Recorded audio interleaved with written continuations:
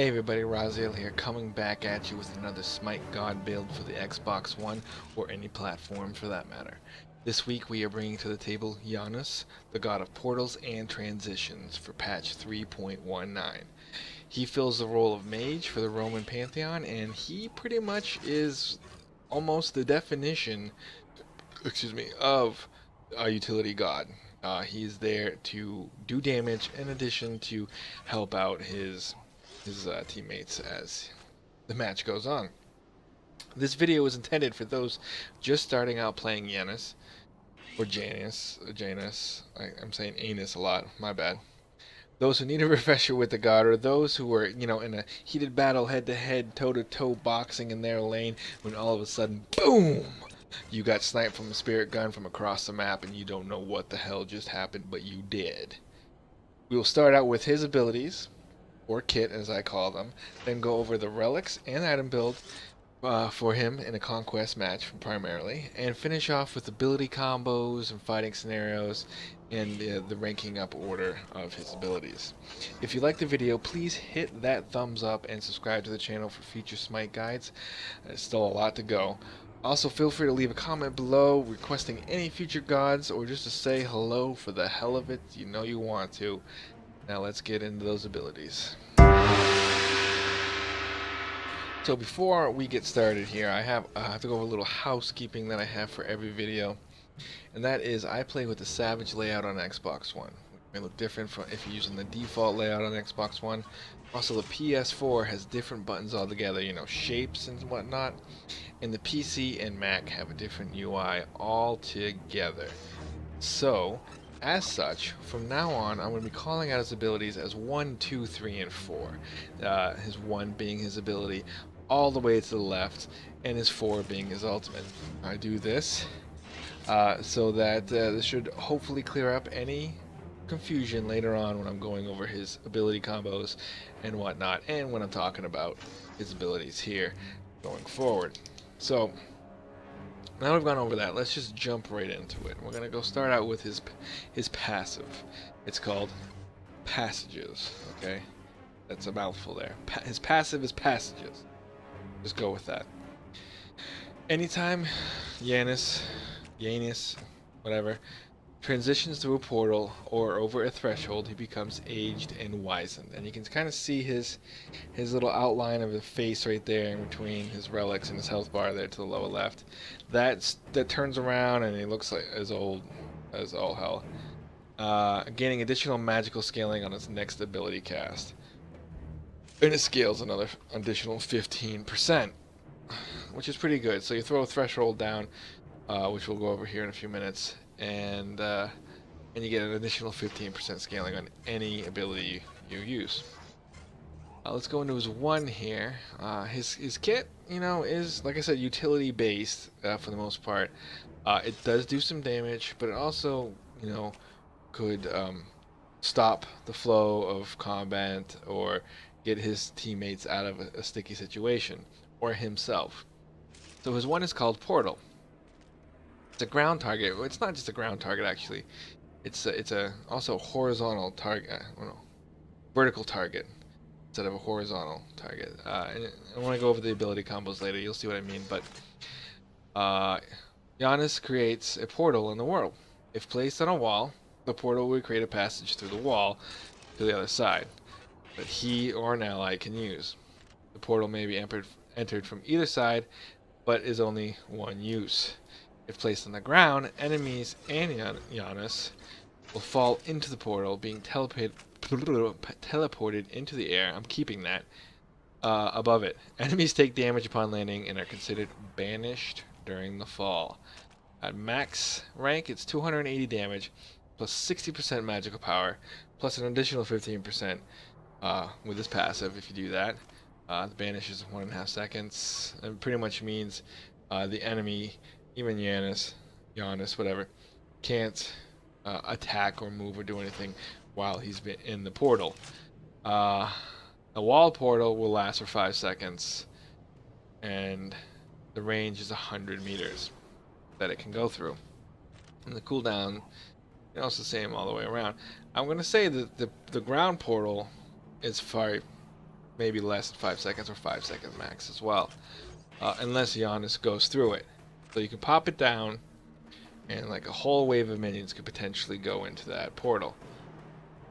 But as soon as he goes through it, then it disappears. His 2 is called Unstable Vortex. It's a line ability, sort of, and it has 70 unit range, and he creates 2 unstable portals, far too small to fit into, and flings them forward, dealing damage to enemies in their path. Enemies hit by both portals take 30% damage on that second hit. So I guess if they're fleeing, maybe, or if you can kind of hit it, because it has like a wave situation, and again you'll see once we get to the end of the video here, if you hit him in the middle, it kind of bows out and then comes back into the middle. Maybe if you hit him in the middle and get 2, that will do some damage. Its max rank, it's 330 magical damage, plus an additional 70% magical scaling, and then 50% passive. It does a decent amount of damage. This ability is pretty much his wave clear. Straight up. It can be used in conjunction with his 1 and his 3, but for the most part, this is the way you're going to clear the wave in the laning phase and mid to late game, etc., etc. It's also probably the most damaging ability, period, in team fights. Well, that you can use over and over. His 3 is called Threshold. You heard me talking about this before we got to it. It has a passive in itself. It increases the movement speed of himself and allies each time they go through a portal or a threshold. 2 stacks. Okay. I believe it also, and I might say, okay, the active is, it opens a multi-dimensional rift. It's a line pretty much that you can cross over, or enemies can cross over. Enemies are slowed and marked with phase. Targets in phase take additional magic scaling damage when hit by Janus' damaging abilities. So this, like I said, this could be used in conjunction with his 2 to clear that wave. You pop this down, the wave goes over, and you hit him with your 2, and you're clearing it out. I'm getting ahead of myself probably with the combos, so don't get too crazy about what I'm saying. But here's the bread and butter. Here is the spirit gun, as it is commonly referred to. It's actually called Through Space and Time, but it's pretty much a spirit gun. It's a global line, alright? It goes a huge amount of distance. It's not going to go from fountain to fountain, but I think potentially you could get almost from solo lane to dual lane. Pretty damn close. It definitely can get from mid lane past into dual and to solo. So mid lane either way. Definitely no problem. Janus blasts a ball of multi-dimensional energy across the battlefield. There's a lot of dimensional stuff in his kit here. Burning a portal into every surface it encounters within range 500. Alright, so the portals only last for 500 units. Okay, but it continues to go after that. These portals last 10 seconds and may be used by allies and do not vanish after the first use. So this, once they're burned into the wall, it's essentially like his 1, but they stay up for 10 seconds. It can be used actually multiple times. You could run through it 10 times if you wanted to, if you had enough time to do that. Enemies hit by the energy ball take damage, increasing in magical scaling the further their energy travels.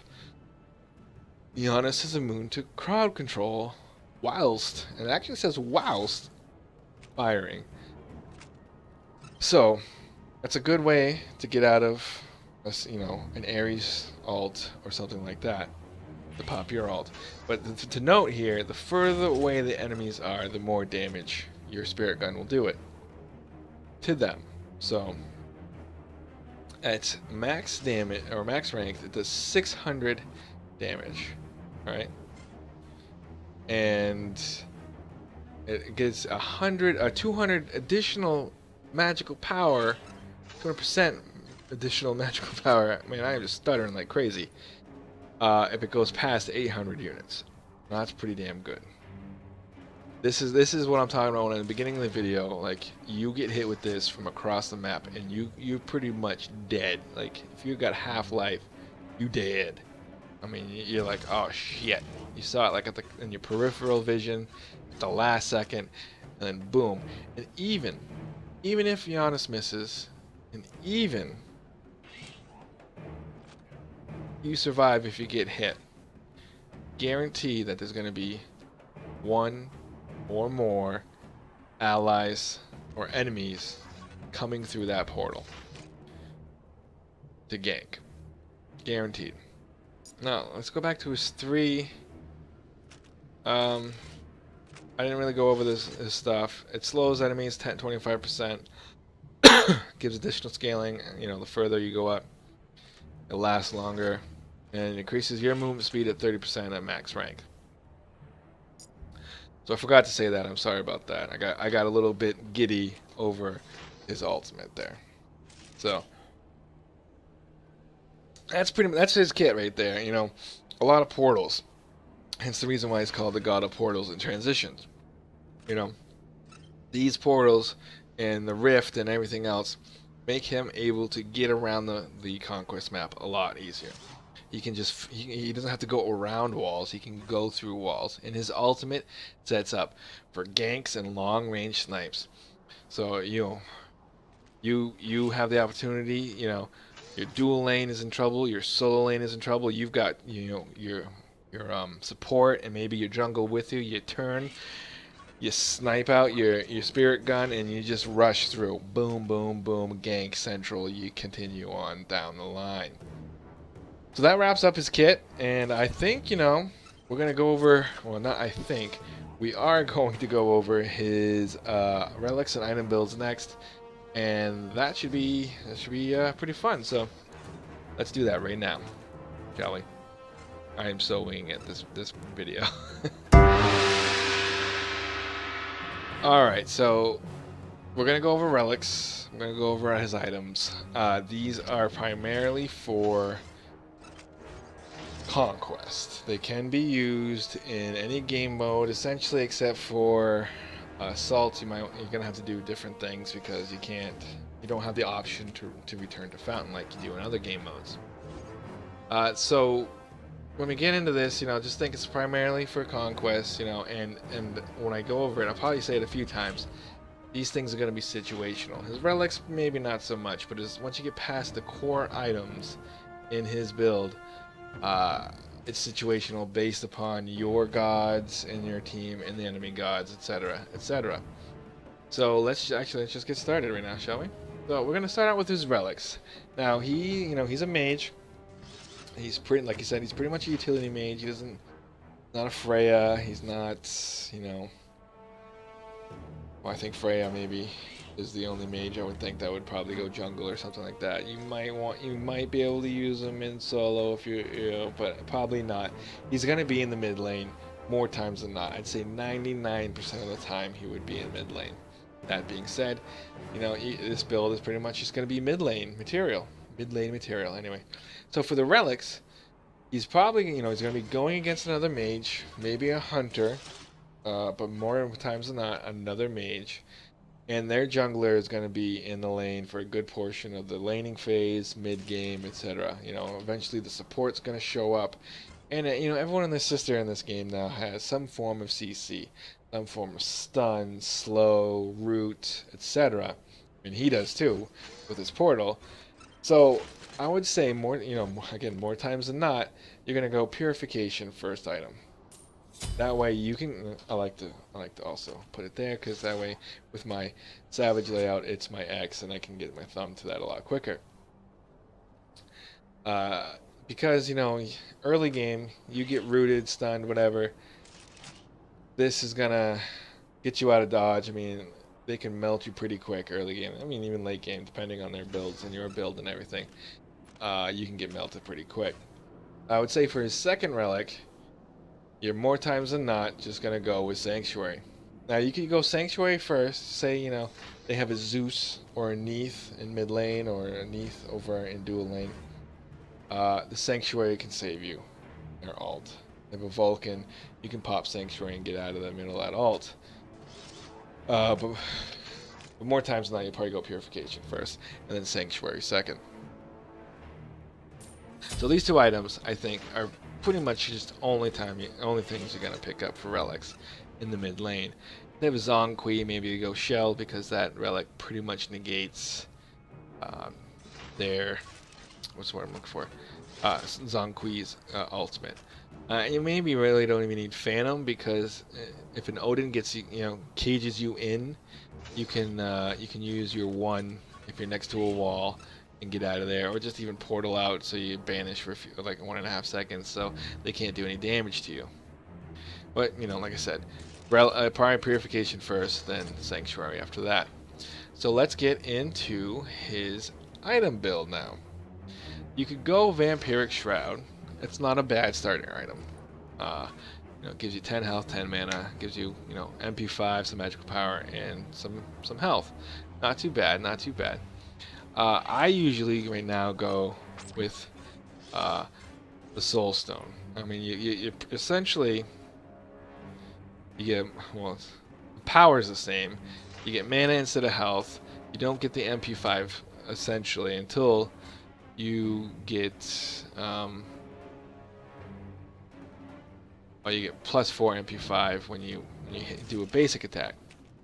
And at 5 souls, your next ability will consume all the souls and deal an additional 60 magical power. So that's a big boost right there.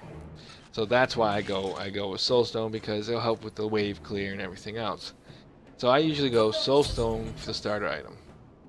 Then you're gonna go into boots. We're gonna go into actually Shoes of the Magi, not cooldown boots. We want the penetration boots. You probably get the 300, the tier 1 of this, and a few potions each of mana and health, starting out the match. You can forego the Soul Stone if you're in a joust or maybe even an arena or something like that. Those a clash. They don't usually have many starter items, and them usually just start going into your build. So you pick up Shoes of the Magi now, and then after that, I usually go into Chronos Pendant because you get that 75 magical power. You get that 25 MP5, which is huge because you're going to be doing a lot of spells, if you want abilities, whatever, kit, and you get 20% cooldown reduction. That's half the max, so that's not too bad.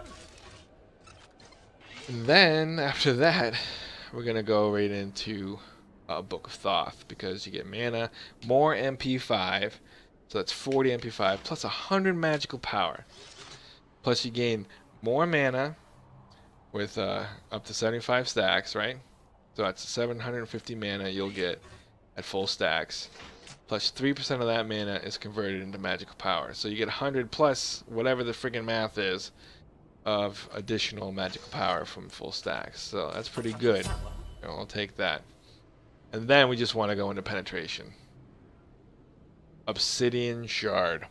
Boom. I mean, I love this item because this the 70 magical power you get, and then the 33% magical penetration. I mean, it's Titan's Bane, the magical version, but actually I think it gives you more power than the Titan's Bane. Titan's Bane I think is only like 40 magical power if I remember correctly, but this is 70. So I mean it's a big spike right here, which is pretty damn good. After that, we're gonna just go into Rada Tahuti because it increases your power by 25% for a passive. You get 125 magical power there and more MP5. Essentially, at this point, I mean, you're into late game. You're past the mid game. You're transitioning into late game if you haven't already. I mean, you're level 20 or close to it, and you're popping this down. And it's just see quick stats here. You've got 609 magical power right there. It's only showing you 10 of penetration, but you've got that passive, which doesn't show up in the statistics for whatever reason, of an additional 33% on top of that. Your cooldown's not too bad. I mean, your MP5 is at 69, so you're going to have a lot of mana generating, and I did not mean to hit that button. If you haven't sold it already, you can sell it now. You don't need that Soul Stone anymore, and it's up for debate. This is definitely I mean, I think the boots, the Chronos, the Book of Thoth are definitely, I would even say the Obsidian Shard, are definitely your core items. Because that's gonna, I mean, you're gonna want those for the MP5 and the magical power and for the scaling, everything else. I'd say those you want to go with. The Rada Tahuti you can forego. You could go with the Spear of Desolation maybe instead. You could go for more penetration. Well, the Spear of Desolation has 20, so probably I suggest the Spear of Desolation. You could even potentially go into a Soul Reaver if you want. But I think I would suggest Spear of Desolation. Now, if you're getting pooped on, I would go Mantle of Discord because it gives you defense plus an additional cooldown reduction that you didn't have previously. I think that'd be the only other option that I would go with besides Spirit Desolation. Yeah. So that's pretty much his kit. Or not his kit, that's his item build. This is going to do a lot of damage, and the further away you hit people with your spirit gun, or through space and time, whatever the actual technical name for it is, the more damage you're going to do. So, I mean, at this full build, we're at 730 magical power. 30 magical pen, not including the 33% extra from Spear. What the hell is that called? Obsidian Shard. Alright? Your MP5 is at 69 still. And it's just, you're doing a whole crap ton of damage at this point. Your 2 is gonna melt the enemy. You know, they're mage, they're hunters, they're junglers, whatever. I want to do note though, if they have a hunter in mid maybe, if their jungler is just pressuring you like crazy, you could go with the Celestial Legion Helm for physical protection and magical power. It should probably go maybe after Chronos, between Chronos and Book of Thoth, and maybe you'd have to lose Spear of Desolation. I think I'd keep Rada Tahuti. But this would help you from getting ganked from their jungler, their solo maybe, and maybe even if they have a hunter in mid. So anyway, try this out. It'll get you far. I think you'll do a good amount of damage. I think you'll have to work on actually aiming your spirit gun and everything else. So let's get into the next part, shall we?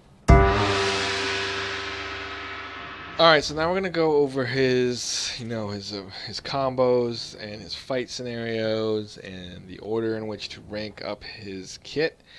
Like I said before, earlier, I touched base on this earlier in the video.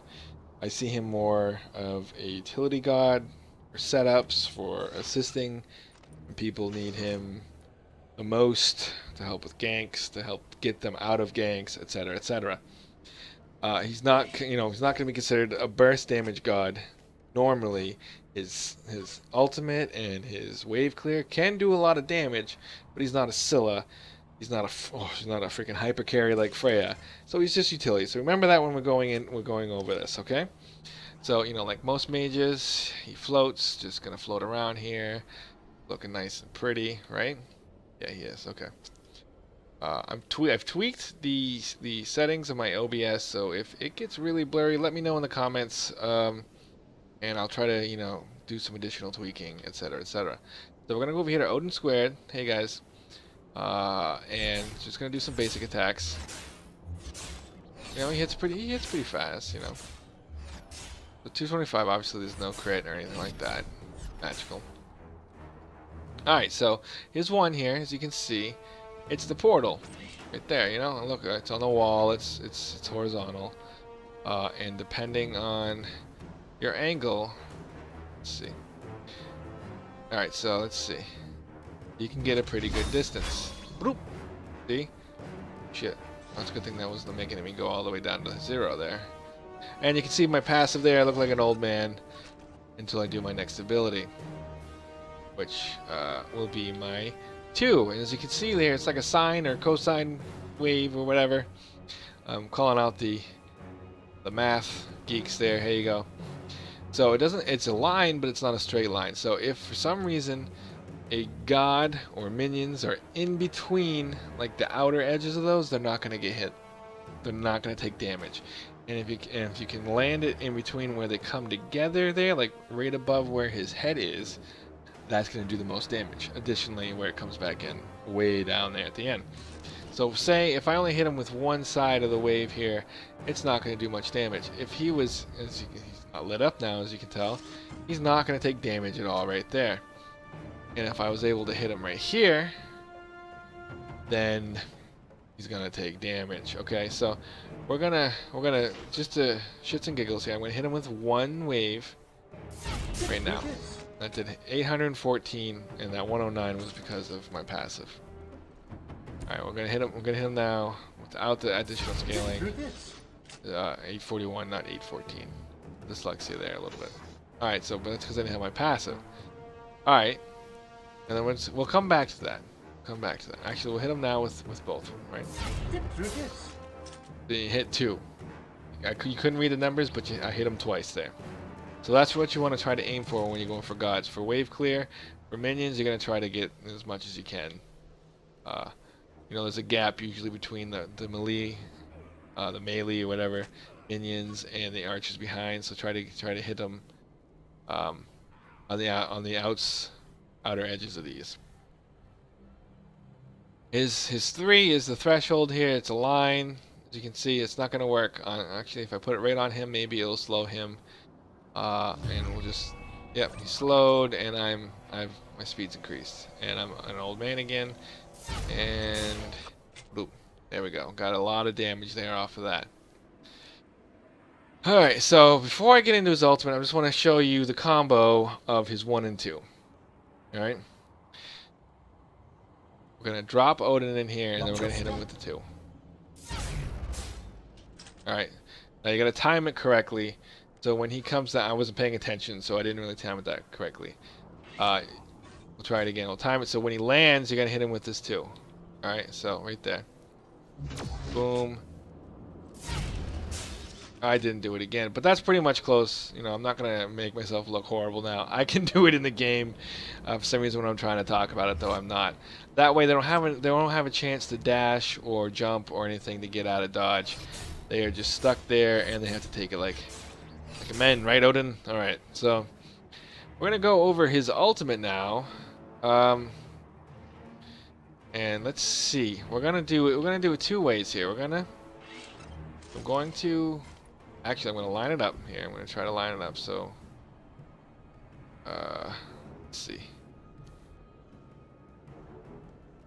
I'm gonna do this here so I can show you what I'm gonna do. I'm gonna talk about the setup, and then I'm actually do it. I'm gonna line it up so I can hit this Odin and hit this Ra, so you can see both numbers. The Odin is gonna be a smaller amount of damage, and Ra should be a good amount of damage. Excuse me. And I'm actually gonna snipe it through here, so the best I can. So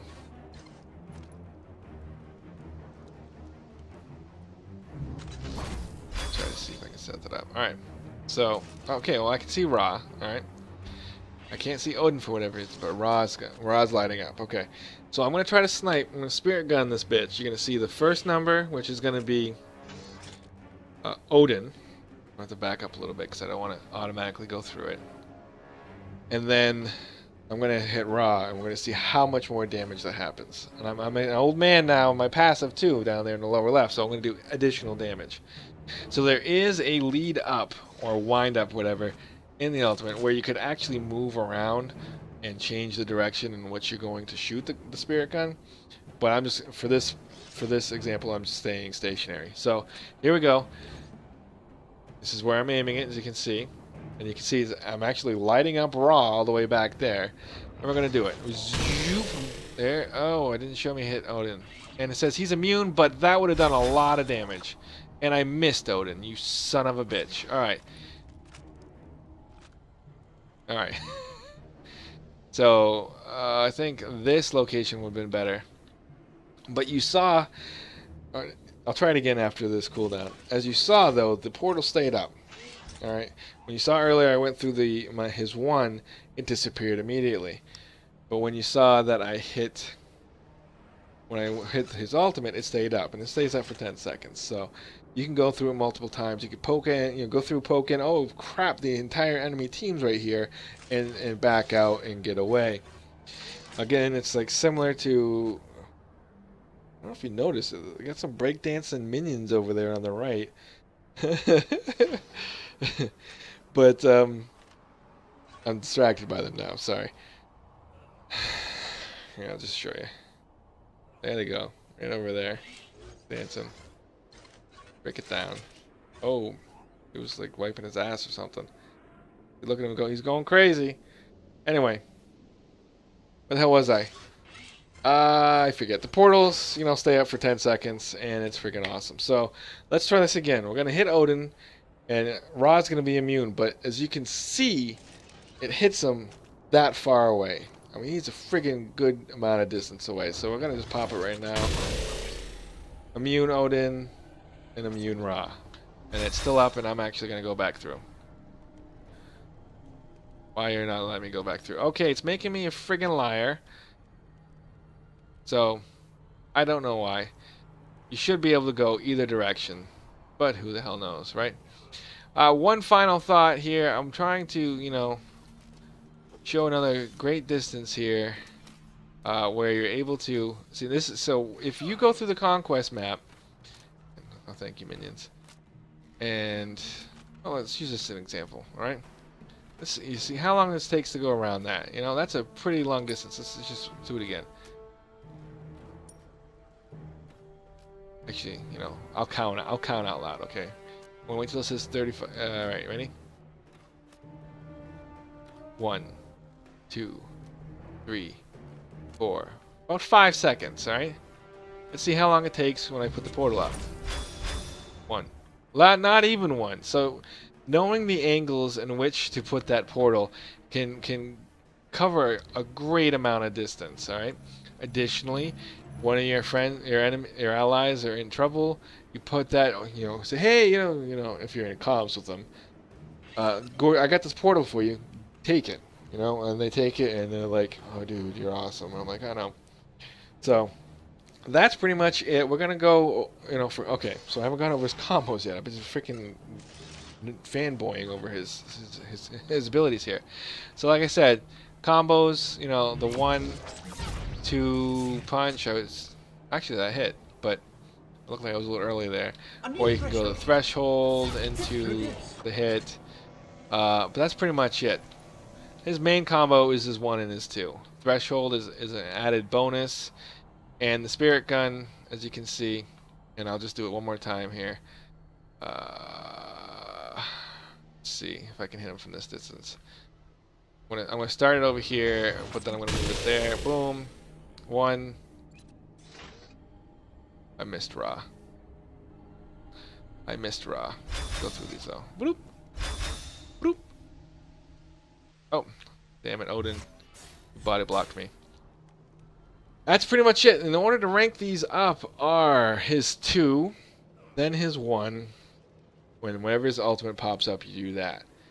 I usually put 1 point in threshold and hold off putting anything in threshold, his 3, until it's absolutely necessary, because I use the portal and his 1 and his 2 more than anything else. And put anything in his 4, his ultimate, as soon as you can, because you get those long range snipes and you could get